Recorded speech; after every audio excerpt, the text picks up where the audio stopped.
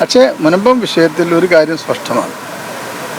കേരളത്തിലെ ഗവൺമെൻറ് ആഗ്രഹിക്കുന്നത് മുനമ്പത്തെ ജനങ്ങൾക്ക് അവിടെ അവരുടെ ഭൂമിയിൽ അവർ പണം കൊടുത്ത് വാങ്ങിയ ഭൂമിയിൽ താമസിക്കാനുള്ള സൗകര്യം ഒരുക്കുക എന്നുള്ളത്. ഇതിൻ്റെ ആദ്യഘട്ടം മുതൽ തന്നെ ഗവൺമെൻറ് പറയുന്ന അതാണ്. ഇപ്പോഴും ഗവൺമെൻറ് സ്റ്റാൻഡ് അത് തന്നെ, ഒരു വ്യത്യാസം ആ സ്റ്റാൻഡിൽ വന്നിട്ടില്ല. അപ്പോൾ നിയമപരമായി കോടതി ഇപ്പോൾ ഡിക്ലെയർ ചെയ്യുകയാണ് ഇത് വഖഫ് ഭൂമിയല്ല എന്ന് പറയുകയാണെങ്കിൽ സന്തോഷം. ആ നിമിഷം തന്നെ നമുക്ക് അതുമായി ബന്ധപ്പെട്ട നടപടികൾ കിടക്കാം. ഇപ്പോൾ രണ്ട് സ്ഥലങ്ങളിൽ ഇതുമായി ബന്ധപ്പെട്ട് കൃത്യമായിട്ടുള്ള ഓരോരോ കേസ്, ഇപ്പോൾ വഖഫ് സംരക്ഷണ സമിതി എന്ന് പറയുന്ന ഒരു സംഘടന അവർ കൊടുത്ത ഒരു കേസിൻ്റെ അടിസ്ഥാനത്തിലാണ് കാര്യങ്ങൾ നടക്കുന്നത്. അപ്പോൾ അതിൻ്റെ വിധി വന്നിട്ടില്ല, അത് ട്രിബ്യൂണലിൽ നിന്നാണ് വിധി വരേണ്ടത്. ഹൈക്കോടതി ആ ജഡ്ജിമെൻറ്റിൽ ഒരു കാര്യം പരാമർശിച്ചിട്ടുണ്ട്. അപ്പോൾ അത് നിയമപരമായി നിലനിൽക്കുന്നതാണോ, നമുക്ക് സ്വീകരിക്കാൻ കഴിയുമോ എന്നുള്ള കാര്യമൊക്കെ പിന്നീട് പറയേണ്ടതാണ്. കൺസ്റ്റിറ്റ്യൂഷനിൽ കോടതി തന്നെ ചൂണ്ടിക്കാണിക്കുന്നത് 1954-95 വഖഫ് നിയമത്തിനനുസരിച്ചിട്ട് ഈ വഖഫ് ബോർഡ് ഭൂമി അവകാശം അത് ഉന്നയിച്ചിരിക്കുന്ന രീതി, അതായത് 69 വർഷത്തിന് ശേഷം ഭൂമിക്ക് അവകാശം ഉന്നയിക്കും. ഇത്രയും കാലം വഖഫ് ഇവിടെയായിരുന്നു എന്നുള്ളത്. അത് മാത്രമല്ല, ഈ സിവിക്സായിട്ട് എഴുതി കൊടുത്തിട്ടുള്ളത് ഒരു ഗിഫ്റ്റ് ഡ്യൂഡാണ്. അത് അതായത് ഇത് നെയിം ഓഫ് ഗോഡ് എന്നുള്ള തരത്തിലാണ് വഖഫിലേക്ക് എഴുതി കൊടുക്കുന്നത്, വഖഫായി എഴുതി കൊടുക്കുന്നു. അതൊരു പ്രത്യേക പർപ്പസിന് വേണ്ടിയിട്ടാണ് എഴുതി കൊടുക്കുന്നതാണ് കോടതി കണ്ടെത്തിയിട്ടുള്ളത്.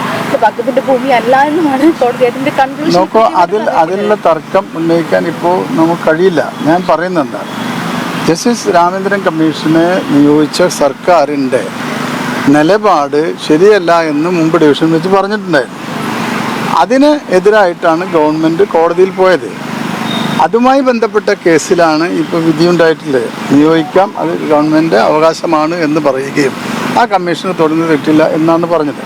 അതിൻ്റെ കൂടെയാണ് ഇത്തരത്തിലൊരു പരാമർശം. നോക്കൂ, വിമർശനം എന്നത് ശരിയാണ്, അതാണ് ഞാൻ പറയുന്നത്. അതേക്കുറിച്ചാണ് നമ്മൾ പഠിക്കേണ്ടത്. ഈ കേസുമായിപ്പെട്ട പ്രയറല്ല അവിടെ ബന്ധപ്പെട്ട ഇപ്പോൾ സർക്കാരിൻ്റെ വക്കീലോ മറ്റുള്ള വക്കീലന്മാർ ആരും തന്നെ ഇത് പരാമർശിച്ചില്ല. ഇപ്പോൾ ബഹുമാനപ്പെട്ട ജഡ്ജി തന്നെ ഇതേക്കുറിച്ച് സ്വന്തമായി പരാമർശിച്ചിരിക്കുകയാണ്. അപ്പോൾ ആ പരാമർശത്തിൻ്റെ അടിസ്ഥാനത്തിൽ നമുക്ക് എന്തെങ്കിലും ചെയ്യാൻ കഴിയുമോ എന്നുള്ളത് പരിശോധിക്കണ്ടേ. അപ്പോൾ നമ്മളുടെ സ്റ്റാൻഡാണ് ഞാൻ കൃത്യമായി പറഞ്ഞത്. മുനമ്പത്തെ ജനങ്ങളെ സംബന്ധിച്ചിടത്തോളം അവർ പണം കൊടുത്ത് ഭൂമിയിൽ നൂറുകണക്കിന് വീട്ടുകാരുണ്ട്. അവരെ സംരക്ഷിക്കുക എന്നുള്ളത് ഗവൺമെൻറ്റിൻ്റെ കൂടി ബാധ്യതയാണ്.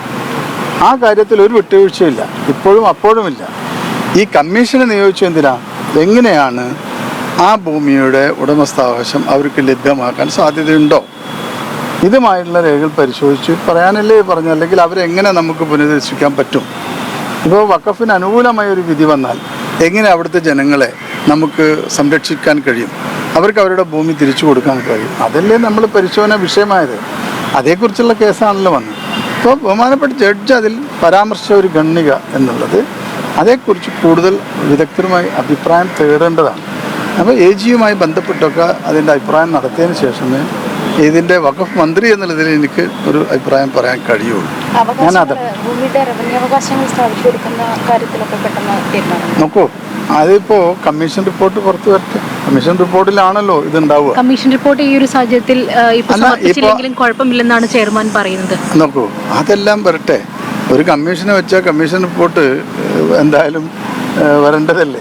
കമ്മീഷൻ റിപ്പോർട്ട് നമ്മൾ പരിശോധിക്കണ്ടേ. ഗവൺമെൻറ് വെച്ച കമ്മീഷൻ ഇപ്പോൾ റിപ്പോർട്ട് സമർപ്പിക്കുമ്പോൾ അത് പരിശോധിച്ച് ക്യാബിനറ്റ് ഉചിതമായ നടപടി സ്വീകരിക്കണം. അതാണ് ഇതിൻ്റെ നിയമപരമായ കാര്യം. ആ കാര്യങ്ങൾ ചെയ്യും.